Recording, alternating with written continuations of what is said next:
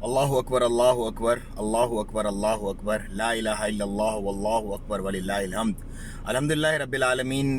2 साल तकरीबन 2.5 साल के गैप के बाद पहला हज अब स्टार्ट होने जा रहा है और लोगों के जौक दर जौक हरम शरीफ में हज की नीयत से पहुंच रहे हैं।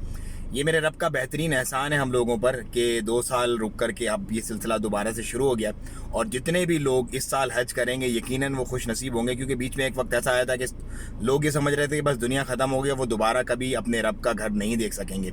लेकिन अल्लाह पाक ने उन्हें तौफीक दी और जितने लोग सोच रहे हैं बैठे हुए और ये इरादे कर रहे हैं कि यार हम हज करेंगे लेकिन ये काम कर लें पहले, ये काम कर लें पहले, ये काम कर लें ना, हज के मामले में इतनी सख्त वईद है कि अगर आप पर हज वाजिब हो गया है तो आपने फ़ौरन हज करना है। अपनी फजूलियात जो है ना, फजूलियात उसको तर्क करें और हज की तरफ पहले अपनी डायरेक्शन बनाएं, अपनी नीयत करें और अपने सारे मामलात, अपनी जुस्तजू उसी तरफ करें। क्योंकि अगर आप पर हज वाजिब है और आप हज नहीं करते तो इससे कोई फ़र्क नहीं पड़ता कि आप यहूदी मरें या नसरानी। बहुत सख्त वईद है इस बारे में।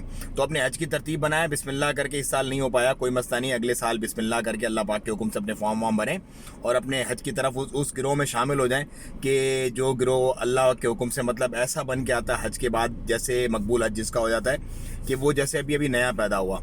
मतलब वो जब फीलिंग्स आप फील करेंगे ना, मैंने तकरीबन 4 साल, पूरे 4 साल पहले इन्हीं दिनों में मैं तकरीबन 26 जुलाई को मैं हज पे था अल्हम्दुलिल्लाह अल्लाह पाक के हुक्म से, और अगस्त के महीने में फिर मैं वापस आया था। वो फीलिंग जो जब आपको आएंगी ना, जब आप देख रहे होंगे ना यार अरफात का मैदान है, गर्मी धूप, सर के सर ऐसे चले जा रहे हैं 2 चादरों के अंदर और बद्दी वाली चप्पल के अंदर, ये फीलिंग आपने एंजॉय करनी। ये फीलिंग आपको मैं बता रहा हूँ, दुनिया में आप कहीं भी घूम लो, कहीं भी मौज मस्ती कर लो, पूरी दुनिया जहान की इंटरटेनमेंट आप कर लो, लेकिन रोज़े जो वकूफ़ अरफा होता है ना, वकूफ़ अरफा की जो फीलिंग है, उसके बाद मुदलफा में जो रात है, उसके बाद सुबह उठ के शैतान को कंकरी मारनी है, उसके बाद कुर्बानी करनी, ये वाली फीलिंग ना आपको कभी भी किसी और चीज़ में नहीं मिलेंगी। और जवानी का हज है, मतलब जितने आप एनर्जेटिक होते हो, जितनी आप मतलब खुश उसके साथ, इखलाकी के साथ और खुश नुमाई के साथ आप हज अपना अदा करते हो ना, उसमें आपको ज़्यादा से ज़्यादा मज़ा आता है। तो ज़्यादा से ज़्यादा कोशिश करें कि जवानी में अपने इस जो फरीज़ा अगर आप पर फ़र्ज़ हो गया है तो इसको उतारें, बुढ़ापे का इंतज़ार ना करें। एक तो ये कि ज़िंदगी हो ना हो, नंबर 2 फिर जान नहीं रहती, फिर मज़ा, फिर चस जो है ना वो चस नहीं आती, क्योंकि इंसान थोड़ा सा चलता है थक जाता है। तो ये थोड़ा सा मुशक्क़त का काम है, लेकिन दुनिया का सबसे बेहतरीन मज़ा हज के अंदर ही है। ये तो था कुछ हज से रिलेटेड।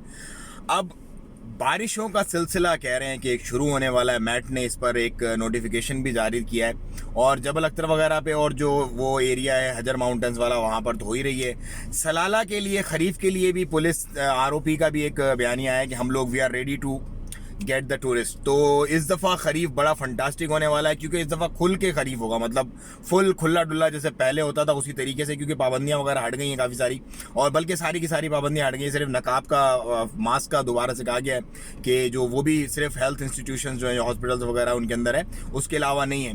तो इस दफ़ा का खरीफ और हो भी गया स्टार्ट अल्हम्दुलिल्लाह, बारिशें वगैरह हो गई हैं, तो इस दफ़ा खरीफ होने वाला भी बड़ा फंटास्टिक है। आप भी अगर यहीं पर हैं तो अपना प्लान करें, लेकिन अर्ली बुकिंग्स वगैरह अपनी करवा के रखें, वरना मेन उसके अंदर काफ़ी ज़्यादा एक्सपेंसिव पड़ जाता है आपको वो। एक और बड़ा इंपॉर्टेंट है, मनी लॉन्ड्रिंग में 8 लोगों को कन्विक्ट किया गया है। जी हाँ, मनी लॉन्ड्रिंग में 8 लोगों को कन्विक्ट किया गया और तकरीबन 10 साल की किसी को, मतलब डिफरेंट सजाएं भी उनको सुनाई गई हैं। तो ये एक ऐसा ख़तरनाक एक मामला है जो मुल्क को सबसे ज़्यादा नुकसान पहुंचाता है।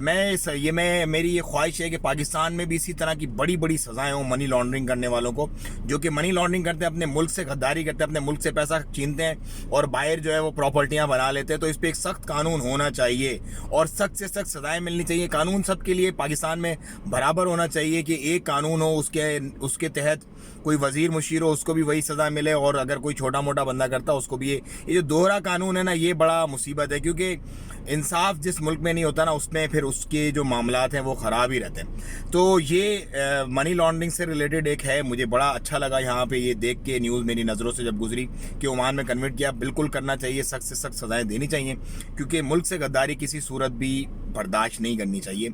जिस जगह आप रहते हो उससे आप कैसे मतलब इस तरह से उसकी पीठ में छुरा घोंप सकते हो। उसके अलावा कुछ डिस्कशंस हैं रिलेटेड टू, मैं आपको बताता हूँ। टूरिज्म इंडस्ट्री में 960 मिलियन रियाल ओमानी की इन्वेस्टमेंट होनी है। टूरिज्म इंडस्ट्री पे अभी बहुत ज़्यादा काम किया जाएगा। आपने देखा अब जितने भी ऑयल रिच कंट्रीज़ हैं वो अब थोड़ी सी डिपेंडेंसी अपनी हटा रहे हैं। ऑयल से डिपेंडेंसी हटा के वो लोग लेके जा रहे हैं अल्टरनेट अपनी जो इनकम है उसके ऊपर। इसी सिलसिले में देखें सऊदी अरब में नियॉन सिटी एक बन रहा है, और क्योंकि वो सारा का सारा ऐसा मामला है कि वहाँ पर फ्यूल की बहुत कम समझ लो कि कंजप्शन होगी, सारा का सारा रिन्यूएबल एनर्जी पे होगा। उसमें सोलर होंगे, हाइड्रो पावर प्लांट्स होंगे, और दूसरी तीसरी काफ़ी सारी लेटेस्ट टेक्नोलॉजीज उसके अंदर होंगी। तो इसी को लेकर के यूएई ने भी ऐसे ही किया है कि उसने इंडस्ट्रीज़ पे और इस पे अपने सारे मामलात को किया है। इसको लेकर के ओमान भी अब बहुत ज़्यादा वर्कआउट कर रहा है कि अपने टूरिज्म सेक्टर को और जो अपनी इंडस्ट्रीज़ वगैरह हैं, जैसे कि बहुत सारे इकोनॉमिक जोन और इंडस्ट्रियल जोन यहाँ पर बन रहे हैं, उस पर करे। ये एक बेहतरीन और एक फंटास्टिक देर पा मामला है, क्योंकि कुछ जो रिपोर्ट्स वगैरह उनके मुताबिक है कि 1952 में शायद क्रूड ऑयल जो इस वक्त जो जितनी बड़ी तादाद में पाया जाता है इतनी बड़ी तादाद में ना रहे, और जितने भी डिपेंडेंट्स हैं कंट्रीज़ ऑयल के ऊपर, उनको फिर अल्टरनेट सोर्स लाजमी चाहिए होगा अपने मामलात को आगे चलाने के लिए, अपनी जीडीपी को अपने कवर अप करने के लिए। तो ये थी आज की कुछ अपडेट्स। मुझे दें इजाज़त, दुआओं में याद रखें अपना और अपनों का बहुत ख्याल रखिएगा।